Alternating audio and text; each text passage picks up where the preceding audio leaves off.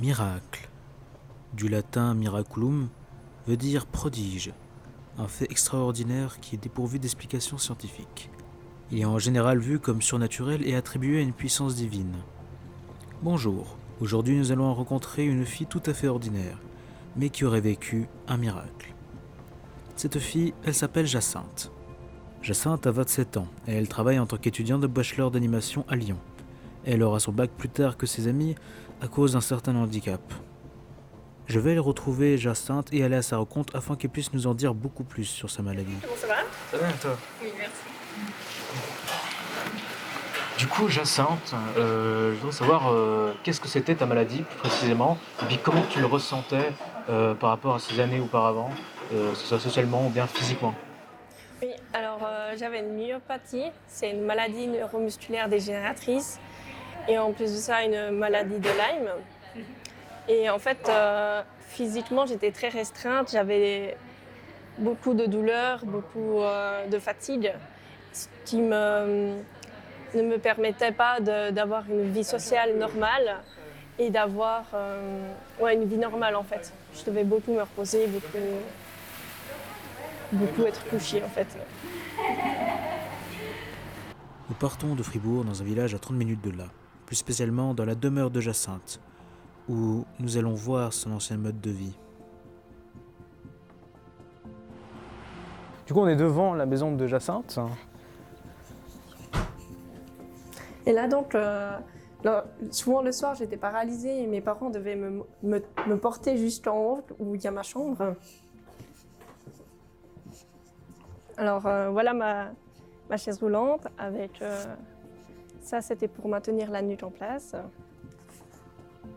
Ça c'était, en fait j'avais des pieds normaux mais ça c'était des pieds spéciaux qui bougent spécialement pour pouvoir surélever les jambes. J'avais des problèmes aux genoux. Et ça c'était mes cannes faites sur mesure.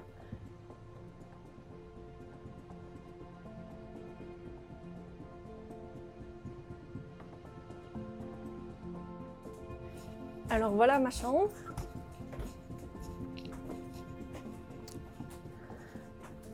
Comme tu vois, j'avais une chaise spéciale avec un bureau réglable en hauteur pour que je puisse changer un peu de position de temps en temps, puisque je ne pouvais pas rester tout le temps dans la même position.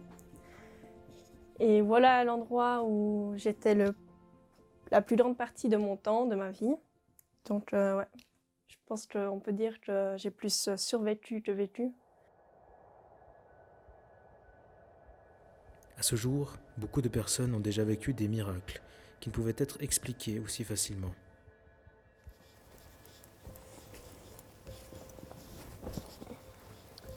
Alors, du coup, Jacinthe, comment s'est passée ta guérison?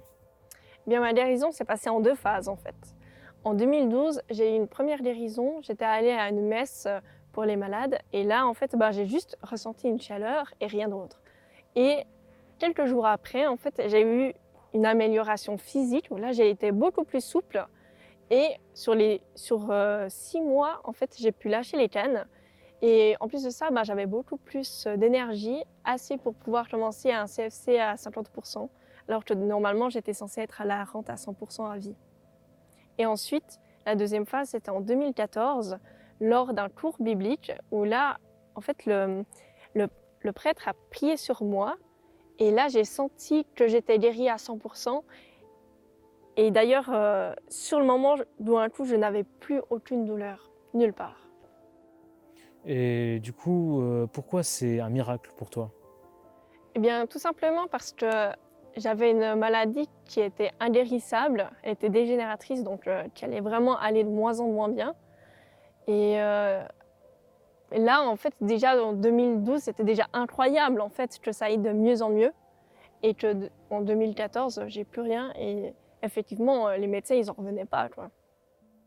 Et du coup, pourquoi tu penses que c'est forcément Dieu, enfin Jésus, qui t'a guéri et pas quelque chose d'autre, hein? Eh bien, parce que, en fait, tu le sens au fond de toi. Tu sais que c'est lui. Et en plus, là, j'étais à un cours pour savoir qui était Dieu pour nous. Et à ce moment-là, j'ai vraiment ressenti que Dieu était mon papa. J'ai ressenti tout son amour pour nous. Et alors qu'avant, en fait, je voyais Dieu plutôt comme quelqu'un qui était au loin, qui s'occupait pas trop de nous. Et aussi avant, dans mon adolescence, je croyais pas du tout en Jésus. Je pensais que c'était une invention des hommes. Et petit à petit, en fait, j'ai appris à le connaître et à avoir une relation avec lui. Donc pour moi, c'était vraiment, c'était sûr à 100% que c'était lui. Nous vivons dans un monde qui réclame souvent les raisons et le comment. On ne peut pas tout prouver aussi radicalement, et la vérité se cache des fois dans un élan de mystère. Après tout, c'est à vous d'en tirer votre propre conclusion.